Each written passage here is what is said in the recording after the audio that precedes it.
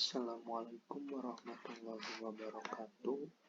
Perkenalkan, nama saya Atek Warman dari kelas karyawan Prodi Hukum. Di sini saya akan menjelaskan tentang hubungan hak asasi manusia dengan hukum Islam. Islam dan hak asasi manusia. Persoalan hak asasi manusia di kalangan negara-negara Muslim bukanlah suatu hal yang baru. Syariat Islam yang bersifat universal banyak menjelaskan prinsip-prinsip dasar tentang persamaan hak asasi manusia dan kebebasan, bahkan ketika Nabi Muhammad SAW mendeklarasikan Piagam Madinah. Hak asasi manusia ditempatkan dalam posisi tertinggi konstitusi Islam pertama tersebut perjalanan sejarah dan berlakunya hukum Islam di kalangan masyarakat Muslim. Hubungan keluar atau hubungan manusia dengan segala sesuatu yang ada di luar dirinya. Kedua hubungan tersebut harus dijauhi dengan hubungan yang lebih tinggi, yakni Allah Subhanahu wa Ta'ala. Selanjutnya, Rushdie mendeskripsikan dua hal sebagai bentuk implikasi ajaran tauhid, yaitu pertama dengan diakuinya semua makhluk Allah dan ciptaan Allah, maka hubungan manusia dengan alamnya hakikatnya adalah hubungan manusia dengan sesama makhluk Allah.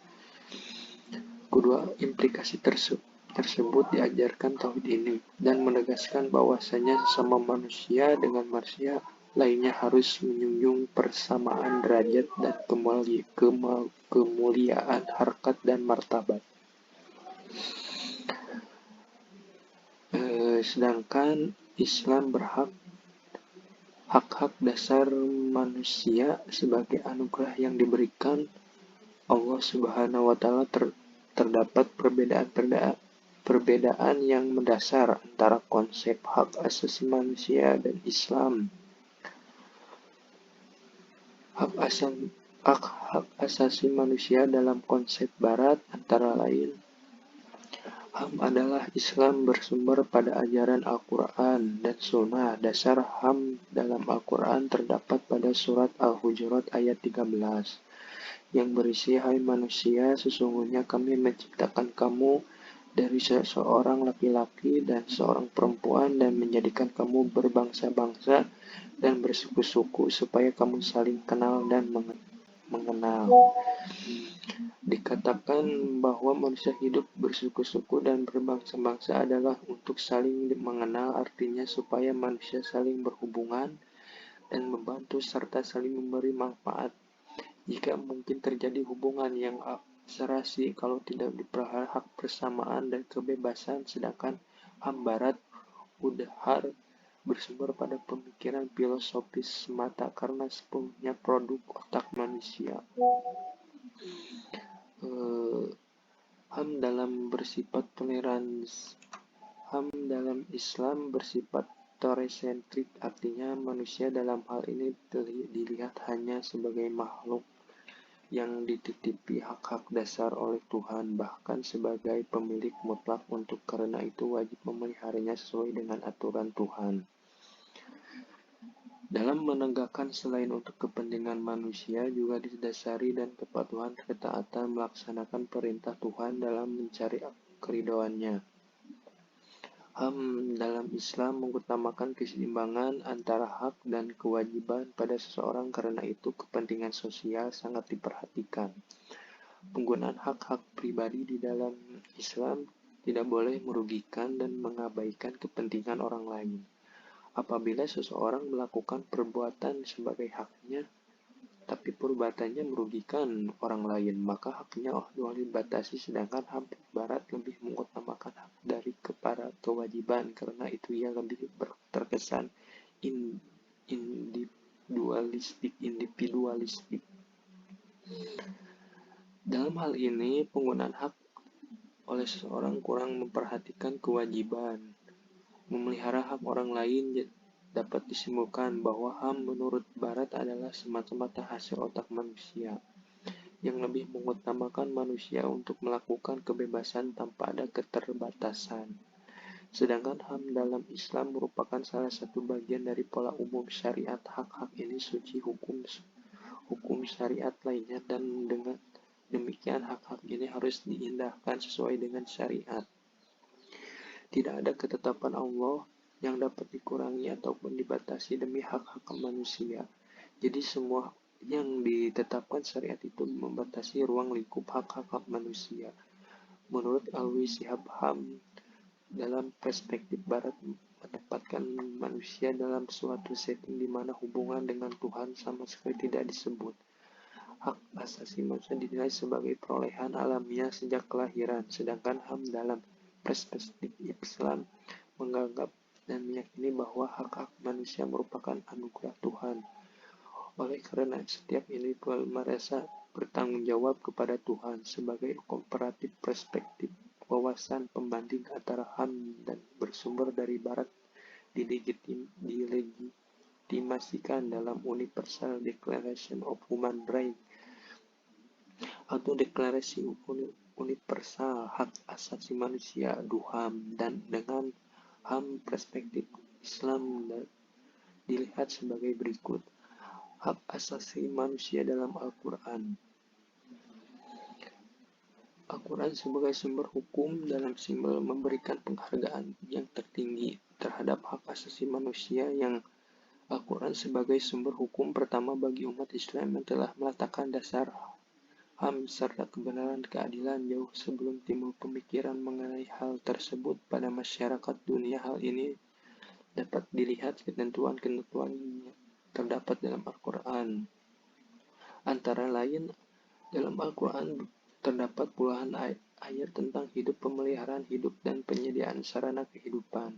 Misalnya dalam surat Al-Maidah ayat 32, oleh karena itu kami tetapkan suatu hukum bagi Bani Israel, bahwa barang siapa yang membunuh seorang manusia bukan karena orang itu membunuh orang lain atau bukan karena membuat kerusakan di muka bumi, maka seakan-akan dia telah membunuh manusia seluruhnya.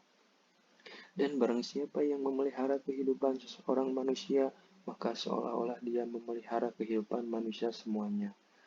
Dengan sesungguhnya telah datang kepada mereka rasul-rasul dengan membawa keterangan yang jelas, kemudian banyak di antara mereka sudah sungguh melampaui batas dalam perbuatan kerusakan di muka bumi. Al-Quran juga menjelaskan 100 lebih ayat tentang penciptaan dan makhluk-makhluk serta tentang persamaan dalam penciptaan. Misalnya dalam surat Al-Hujurat ayat 13, Al-Quran telah menengahkan sikap dan menentang kezaliman seorang-orang yang berbuat zalim dalam ratusan ayat, dan sebaiknya juga memerintahkan berbuat adil dalam puluhan ayat, dan diungkapkan dalam kata-kata. Lanjut kita ke hak asasi manusia dalam hadis. Uraian-uraian berikut sebagai nilai hak asasi manusia dalam keadilan dan perspektif hadis ditemukan di dalam literatur hadis. Ini menurut hak asasi dalam hadis. Yang pertama adalah hak hidup di dalam hadis, dan diriwayatkan oleh Bukhari menyebutkan bahwa dosa terbesar kedua setelah menyekutukan Allah adalah membunuh anak kandung, dan dikarenakan itu bisa memberikan makan. Antakla waladak qasyata an yas'ama ma'aka. Hanya saja pada zaman Nabi dahulu hak-hak anak tidak diterakomodir menjadi sebuah lembaga seperti dunia sekarang ini, dan dengan adanya Komisi Nasional Hak Asasi Manusia Anak, belum lagi watak orang Arab yang sangat benci dengan anak perempuan, sehingga anak perempuan bagi mereka adalah sebuah aib. Oleh karena itu Islam datang untuk melindungi anak-anak. Pada riwayat lain tidak secara khusus anak-anak, yakni dengan redaksi yang lebih umum. Kita lanjut, di sini ada pembunuhan itu yaitu dengan hukum qisas yang secara syar'i sudah termuat dalam Al-Quran, Yang ketiga di sini hak persamaan keadilan, hak keadilan dengan universal ketika hukum benar-benar ditegakkan. Yang keempat adalah menurut hak menuntut ilmu Islam dengan menghargai ilmu. Yang kelima adalah dalam hadis lain bersabda bahwa berpikir selama itu jam lebih berguna daripada beribadah atau setahun. Yang keenam ada hak kepemilikan. Kepemilikan juga menjadi nilai yang sangat dihormati di dalam Islam. Kesimpulan dari hak Islam dengan HAM yang terjadi di hak asasi manusia, kesimpulannya adalah berdasarkan pembahasan di atas dapat kita simpulkan bahwa respon Islam terhadap hak asasi manusia adalah cerminan dari tuntutan global. Apabila fundamental dengan tidak bermaksud untuk berapologi, sesungguhnya Islam telah terlebih dahulu mengajarkan umat manusia tentang konsep yang egaliter, universal, demokratis, konsep yang sedemikian indah dan komprehensif. Kini disinyalir diadopsi oleh Barat melalui pemunculan ide-ide universal yang dilakukan dalam Konvensi Universal Declaration of Human Rights. Islam adalah agama yang asyumul. Ajaran Islam meliputi seluruh aspek dari sisi kehidupan manusia. Islam memberikan pengaturan dan tuntutan pada manusia, mulai dari urusan yang paling kecil hingga urusan yang berskala besar. Dan tentu saja telah mencakup di dalamnya aturan dan penghargaan yang tinggi terhadap hak asasi manusia. Namun, memang tidak dalam satu dokumen yang struktur, tetapi kesabaran dalam ayat-ayat suci Al-Quran dan Sunnah Nabi Muhammad SAW, kolerasi hak asasi manusia dan hukum Islam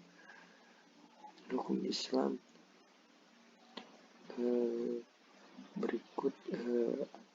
Dan di sini kesimpulan dari hak asasi manusia dalam Islam.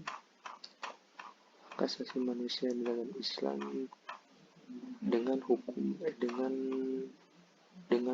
Islam. Di sini Islam menjelaskan bahwa hak asasi manusia dalam Islam menjunjung tinggi terhadap kemanusiaan. Untuk sesungguhnya Islam terlebih dahulu dan mengajarkan umat Islam tentang konsep egaliter dan universal dan demokratis.